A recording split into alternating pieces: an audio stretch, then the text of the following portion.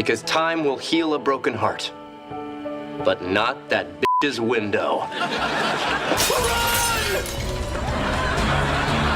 Sitcoms are our comfort food. They're the shows we turn to for a good laugh and a happy ending after a long day. But what happens when that comfort is ripped away in the final moments? What happens when a show decides to stop being funny and starts being unforgettable for all the wrong reasons? We're starting with a show that was known for balancing comedy with the harsh realities of life, but no one was prepared for just how real it was about to get. 1. MASH, Henry Blake's Long Trip Home. That's a decision I'll decide when I decide and make my decision, and that will decide it. The show, MASH, was a masterclass in making people laugh while also reminding them of the serious setting of the Korean War. It followed a team of doctors and nurses at a mobile army surgical hospital. One of the most beloved characters was Lieutenant Colonel Henry Blake. He was the bumbling, lovable, and often clueless commanding officer of the 477. He was the heart of the camp, a guy who just wanted to get back home to his family in Illinois. After years on the show, the actor who played Henry, McLean Stevenson, decided it was time to leave. The writers gave his character the perfect send-off. He received his honorable discharge and was finally going home. The episode, titled Abyssinia Henry, was full of heartfelt and funny goodbyes. The final scene shows Henry getting on a helicopter, waving farewell to his friends. It was a sweet, perfect ending for a great character. But then, in the final minute of the episode, the camp's clerk, Radar O'Reilly, walks into the busy operating room. He quiets everyone down and delivers a message that would go down in television history. He announces that Lieutenant Colonel Henry Blake's plane was shot down over the Sea of Japan. There were no survivors. The cast's stunned reactions were real. The producers hadn't told them what was coming. It was a brutal, shocking reminder that in war, not everyone gets a happy ending. It was a moment that proved MASH was more than just a comedy. That gut punch was delivered in the middle of a season. But our next show delivered its own devastating blow to a beloved father figure right at the start of a new season. 2. Good Times, the end of James Evans. Give me one good reason why you married me. You was pregnant. Good Times was a groundbreaking show in the 1970s. It told the story of the Evans family, a poor black family living in the projects of Chicago. The father, James Evans, was the heart and soul of the show. Played by the powerful actor John Amos, James was a proud, hard-working man who would do anything to provide for his family, even when times were tough. He was a strong father figure who was always there for his wife Florida and their 3 kids. However, behind the scenes, there were problems. John Amos often disagreed with the writers. He felt that the show was focusing too much on the goofy antics of his oldest son, JJ, and his catchphrase, "Dynamite." Amos wanted the show to tackle more serious issues. The arguments got so bad that at the end of the 3rd season, the producers decided not to renew his contract. When season 4 began, the family was celebrating. They got a letter with amazing news. James had found a great new job in Mississippi and was on his way to join the family there. Everyone was overjoyed, dancing and dreaming of a better life. Then a telegram arrived. Florida read it, and her face fell. She broke down, telling her children the devastating news. Their father's car had been in an accident on the way to his new job, and he was gone. The episode showed the family grieving in a raw and realistic way. It was a shocking and incredibly sad way to write off a main character, and it changed the tone of the show forever. Losing a father is one thing, but our next show took away a mother, leaving her husband to grieve all by himself in one of the most powerful sitcom episodes ever made. 3. Archie Bunker's Place. Archie Alone. You had no right to leave me that way. Without giving me just one more chance to say I love you. All in the Family was one of the most popular and controversial shows of all time. At its center was the loudmouthed, prejudiced, but somehow lovable Archie Bunker. His saving grace was his sweet, kind, and often ditzy wife, Edith, who he lovingly called Dingbat. Their relationship was the core of the show. Edith's goodness always managed to shine through Archie's grumpy exterior. After All in the Family ended, a new show called Archie Bunker's Place was created. It focused on Archie's life running a neighborhood bar. The actress who played Edith, Jean Stapleton, wanted to move on from the character, so she only agreed to appear in a few episodes of the new series. In the Season 2 premiere, Archie is acting strangely. He's insisting that everything be perfect, and he's being even grumpier than usual. The episode goes on, and finally, his niece asks him what's going on. That's when Archie reveals the truth. A month earlier, Edith had passed away in her sleep from a stroke.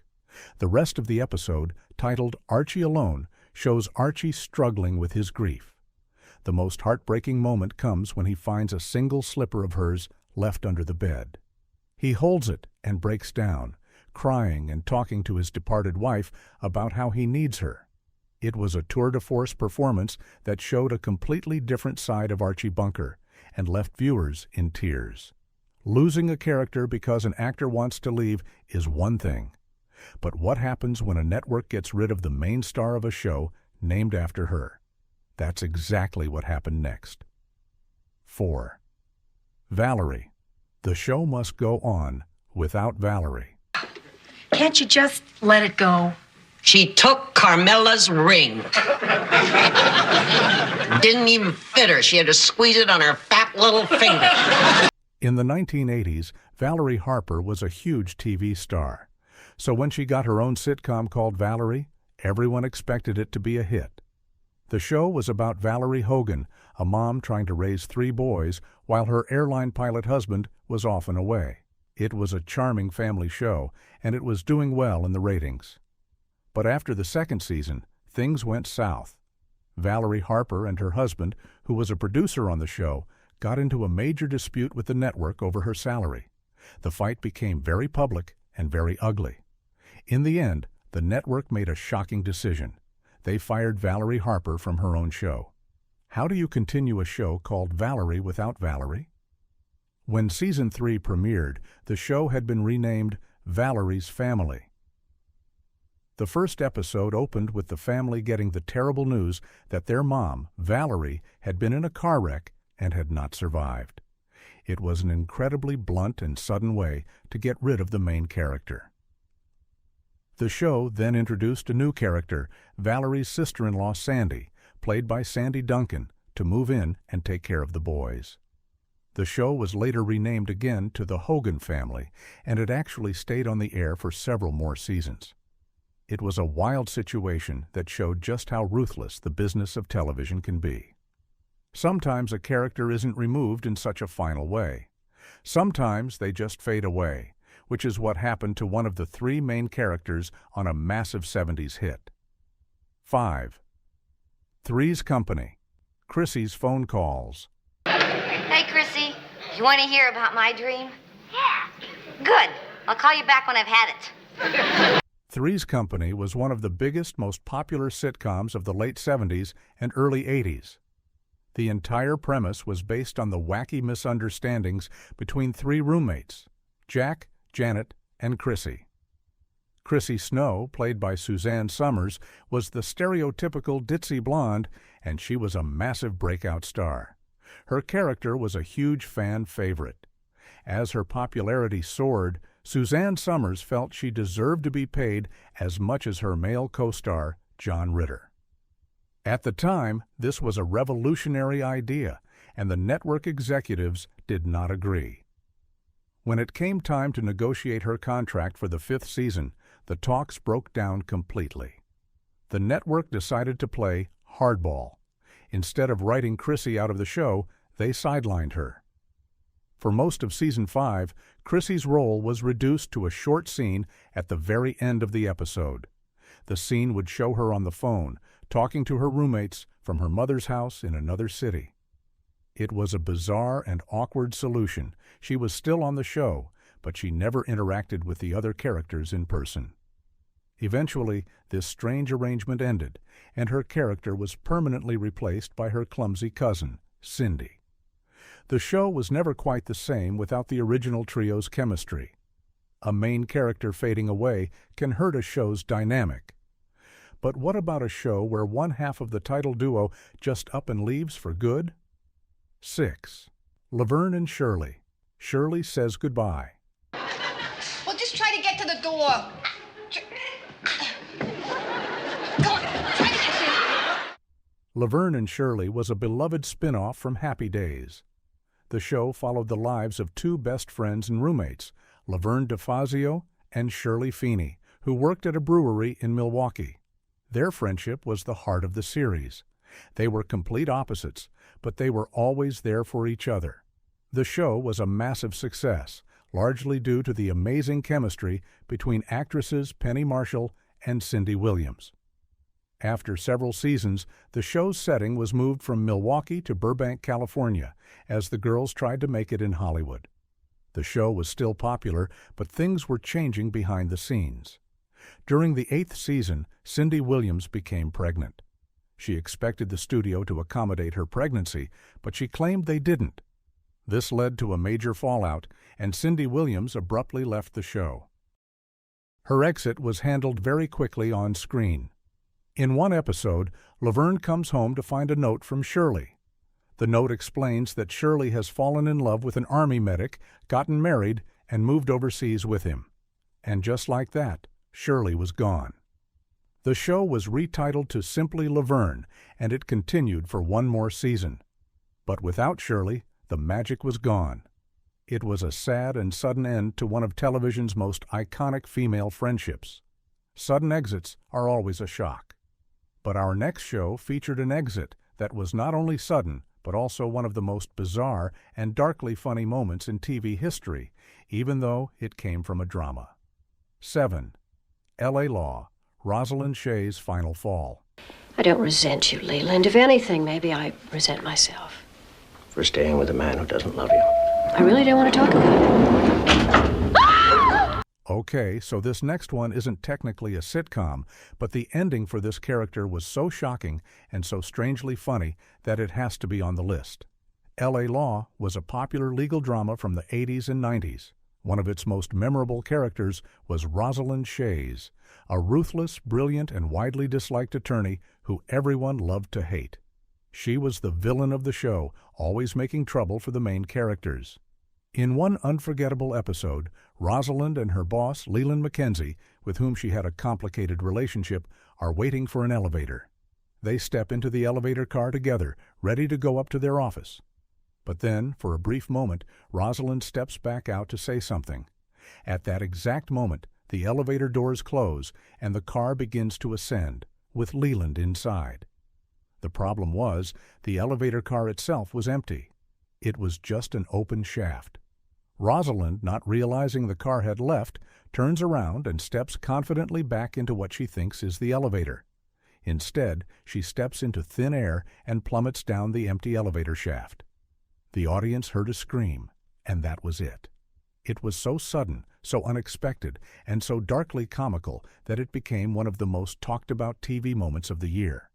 It was a shocking way to get rid of a character, proving that even a serious drama could have an ending that left you gasping and maybe even laughing a little. That was a fictional character's unexpected end. But what happens when real-life tragedy strikes and a show has to say goodbye to a beloved actor? 8. Cheers, the passing of Coach. Is it my missus? I'm on my way. Cheers. Yeah, just a sec. Is there an Ernie Pantuso here? That's you, Coach. Speaking. Cheers was the ultimate comfort food sitcom. It was a show about a group of regulars at a Boston bar where everybody knows your name. One of the original and most loved characters was Ernie Coach Pantuso. He was the sweet, forgetful, and utterly lovable bartender who used to be a baseball coach. Played by actor Nicholas Colasanto, Coach was the gentle heart of the show. Sadly, during the third season of Cheers, Nicholas Colasanto passed away from a heart condition. The cast and crew were devastated by the loss of their friend. The show had to figure out how to address the absence of such a key character. They handled it with grace and respect. A few months after the actor's passing, in the Season 4 premiere, the show addressed Coach's fate. The new bartender, a young man named Woody Boyd, is introduced. Another character explains that Woody got the job because Coach had passed away. They didn't dwell on it with a big dramatic scene. Instead, they mentioned it quietly and respectfully. Later in the episode, Sam Malone looks at a picture of Geronimo that Coach had given him, and the episode ends with a quiet, touching tribute. It was a somber and heartfelt way to honor both the character and the actor who played him. Losing an actor is a true tragedy. Unfortunately, it happened again on another beloved workplace comedy, and the show had to say goodbye to its biggest and loudest personality. 9. News Radio, A Farewell to Bill McNeil. What I'm talking about is a full-scale revolt. Dave's gone too far this time. Imagine an office without snacks. News Radio was a brilliant, quirky, and criminally underrated sitcom from the 90s about the staff of a New York City news radio station. The cast was packed with amazing comedic talent, but at its center was the legendary Phil Hartman as the arrogant, insecure, and hilarious news anchor, Bill McNeil. Hartman was a comedy genius, and his performance as Bill was iconic. The show and the world were rocked in 1998 when Phil Hartman was tragically taken from us in a terrible incident in his home. The loss was immense. The creators of News Radio were faced with an impossible task: how to continue the show without its biggest star. The 5th season premiere opened on a somber note. The characters are seen returning to the office after Bill's memorial service. They reveal that Bill had suffered a sudden and fatal heart attack. The episode then follows the staff as they each try to process their grief in their own unique and funny ways. They read letters from listeners and share memories of their difficult but beloved coworker. It was a masterful episode that managed to be both heartbreakingly sad and incredibly funny, just like the show itself. It served as a beautiful tribute to the character of Bill McNeil and, more importantly, to the brilliant man who brought him to life. Real-world events forcing a show's hand is one thing, but our next show created a fictional tragedy for a main character that changed the entire meaning of the series in its final moments. 10. Roseanne, Dan's heart-wrenching twist. This is the winning lottery ticket. I've got it right here. Remember you told me to watch it on TV? What are you talking about? We won the lottery. I can't believe it. We've already talked about the two Beckys on Roseanne, but the original series finale had a twist that was far more shocking and controversial. For 9 seasons, the show was about the daily struggles of the working-class Connor family. At its core was the realistic, loving, and hilarious marriage between Roseanne and her husband Dan, played by John Goodman. In Season 8, Dan suffers a major heart attack. It was a scary moment, but he survived. The final season, Season 9, was strange. The Connors win the lottery and become millionaires. The whole tone of the show changed, and it felt very different from the realistic series fans had come to love. Then came the final episode. In the last few minutes, the screen fades, and we hear Roseanne's voice. She reveals that the entire 9th season was a fantasy. They never won the lottery. She had been writing a book as a way to cope with her life. Then she drops the biggest bombshell of all. Dan didn't actually survive his heart attack from the season before. He had passed away. The man we saw all season was just a product of her imagination. She had rewritten her own life to cope with the pain of losing her husband. It was a stunning, gut-wrenching twist that recontextualized everything. Many fans felt betrayed, believing it was a cheap trick that undermined the entire series. That ending tried to be deep, but ended up just being a downer. But what about a show about the afterlife that gave us a finale that felt, well, a little too stereotypical? 11. The Good Place, a perfectly bland ending. I guess that's why my house, for example, is this adorable little cottage, whereas other people might have homes that are bigger. Like that one. The Good Place was one of the most clever and original sitcoms in recent memory. It was a show about philosophy, ethics, and what it means to be a good person, all wrapped up in a hilarious fantasy comedy. The show constantly reinvented itself with shocking twists and brilliant ideas about the afterlife. After 4 seasons of exploring heaven, hell, and everything in between, the show had to come up with a satisfying ending. In the finale, the main characters have finally fixed the afterlife and created a perfect paradise. But they soon realize that living forever in paradise is actually a kind of torture. Without an end, nothing has meaning. So they create one final door. A person can stay in the good place for as long as they want, but when they are ready, they can walk through the door and peacefully cease to exist. One by one, we watch our beloved characters decide they are ready and walk through the door. While many found it to be a beautiful and poignant ending, some critics and fans felt it was a bit of a letdown. After a show that was so creative and unpredictable, the ending felt a little too simple, a little too much like a generic, new-agey vision of the end. It wasn't necessarily a bad ending, but for a show that was always so surprising, the final answer felt surprisingly expected. An ending that feels too simple can be a letdown, but an ending that tries to tie up too many loose ends can feel just as messy, as our next show proved. 12. The Office, rushing to the finish line. What are you doing here? Did you come back for us, or? I can't finish. I feel so weak. The American version of The Office was a cultural phenomenon. For years, it was one of the funniest and most heartfelt shows on television. The will-they-won't-they romance between Jim and Pam was legendary, and the cringe-worthy antics of Michael Scott were unforgettable. However, after Michael Scott left the show in Season 7, many fans felt the quality started to decline. The last 2 seasons were widely considered to be weaker, with storylines that didn't always work and new characters that never quite clicked. The finale tried its best to give everyone a happy ending and tie up every single loose end. There was a wedding, a surprise return from Michael Scott, and a series of flash-forwards showing where everyone ended up. On the surface, it was sweet and satisfying. But for some viewers, it felt like the show was glossing over the problems of the last few seasons. It was a rush to create a perfect, happy ending without acknowledging the show's recent decline. It felt less like a natural conclusion and more like a checklist of fan service moments designed to make you forget that the show hadn't been at its best for a while. It was a nice ending, but it felt a little hollow. A rushed ending is one thing. But what about a show that didn't even get to have an ending at all? That's what happened to our next quirky hero.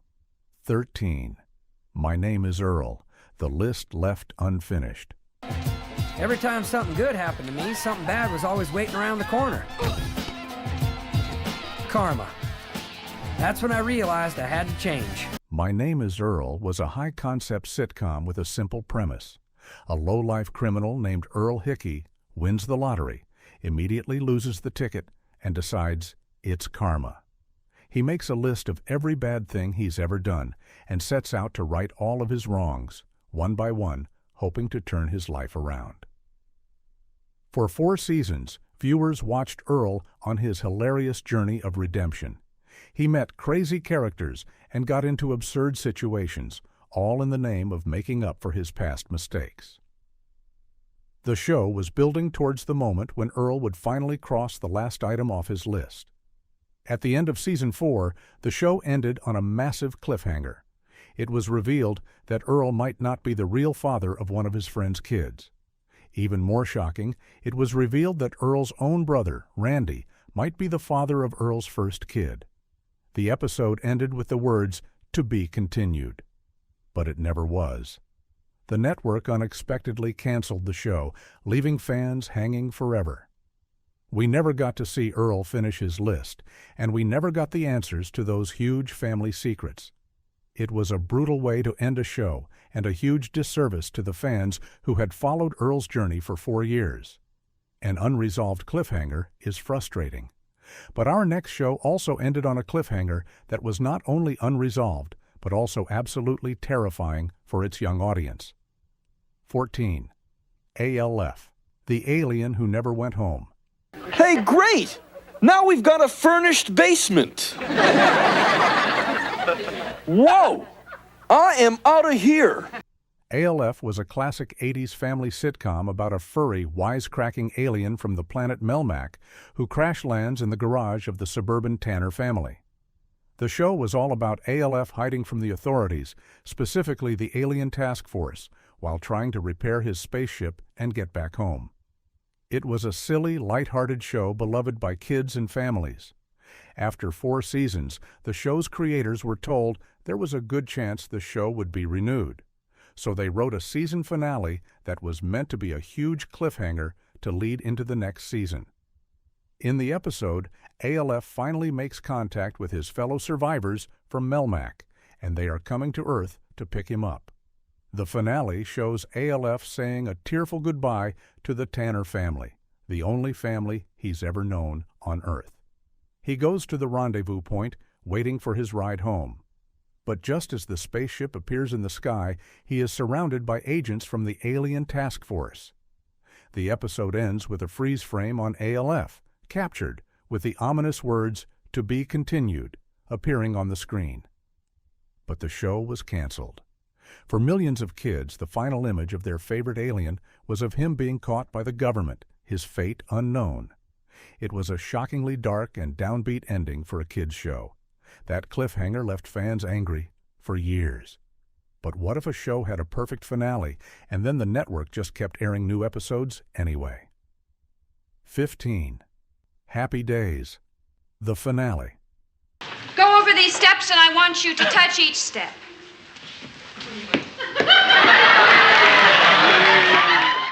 That Wasn't Happy Days was more than a sitcom. It was a cultural institution. It gave us iconic characters like the Fonz and ran for an incredible 11 seasons. After such a long run, it was time to say goodbye. The show created what was meant to be its grand finale. It was an emotional episode centered on the wedding of Joni and Chachi. At the end of the episode, Howard Cunningham, the family patriarch, turns to the camera and gives a heartfelt speech, thanking the audience for being a part of their family for all those years. It was a perfect fourth-wall-breaking farewell. But here's the weird part. That wasn't the last episode. The network had a handful of leftover episodes that had already been produced, but hadn't aired yet. So, for the next few weeks, after that perfect finale, the network just kept airing these random, out-of-place episodes. Imagine watching A Beautiful Goodbye, only to have the show pop back up the next week with a regular, unimportant story. It completely undercut the emotional impact of the intended finale. It was a strange programming decision that made the end of this legendary show feel less like a grand farewell and more like a slow, confusing fizzle. Confusing endings are one thing, but our next show had an ending so controversial it tried to erase the entire series from existence. Yes, we're going back to Roseanne, 16. Roseanne, It Was All a Dream, or a book. Threw all my clean clothes on top of the dirty washing machine, and then she called me a stupid hillbilly. I was being nice. She's a crazy, stupid hillbilly. We already talked about the shocking reveal that Dan Connor had actually passed away. But that bombshell was part of an even bigger twist that invalidated not just the final season, but the entire show. In that final voiceover, Roseanne reveals that she has been writing a book based on her life, but she admits that she changed a lot of the details to make things better than they really were. And the changes were huge. She reveals that in real life, it was actually Becky who was with David and Darlene who was with Mark. She reveals that her mom wasn't the goofy character we knew, but a much colder person.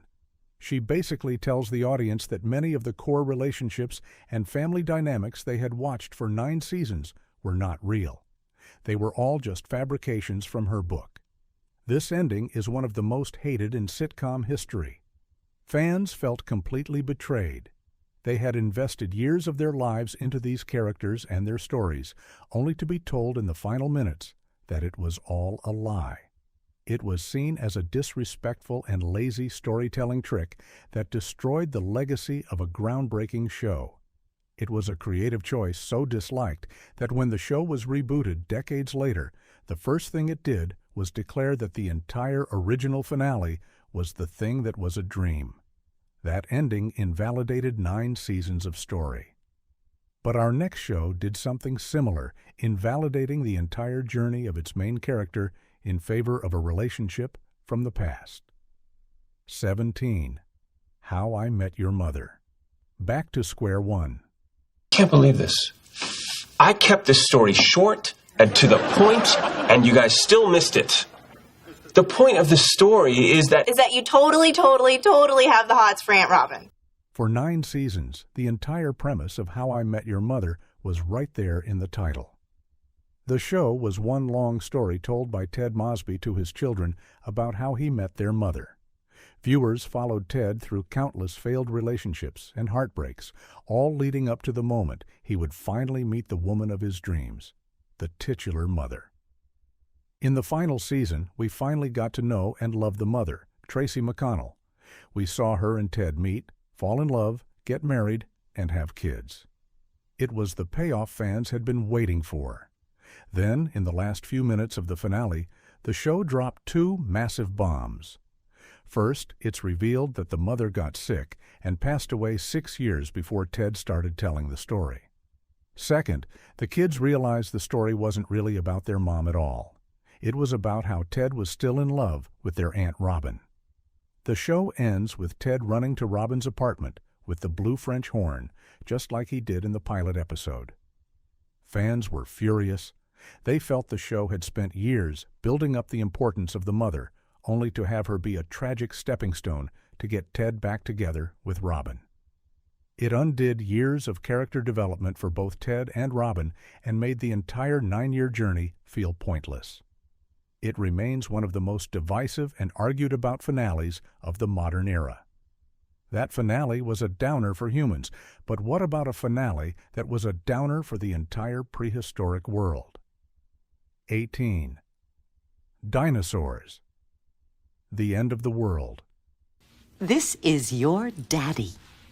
Hi, I'm the baby, brand new, just out. Gotta love me, come on, gotta love me. Dinosaurs was a unique sitcom from the 90s that used incredible puppets from the Jim Henson Company to tell the story of the Sinclairs, a family of talking dinosaurs. On the surface, it was a funny family show, full of slapstick humor and the catchphrase, "Not the mama." But underneath, the show often tackled surprisingly mature themes like environmentalism and corporate greed. No one, however, was prepared for how dark the final episode would be. In the finale, the corporation that Earl Sinclair works for is responsible for a massive environmental catastrophe that plunges the world into an ice age. The family huddles together in their home as the snow begins to fall and the temperatures drop, knowing that they and all of dinosaur kind are doomed. The show ends with a news report confirming that the Ice Age is coming and that there is no hope. The final shot is of the Sinclair family, freezing in their living room, waiting for the end. For a show that was marketed to kids, ending with the main characters facing their own extinction was a mind-blowingly bleak and shocking creative choice. It was a powerful message about protecting the planet, but it was also a deeply traumatic ending for many young viewers.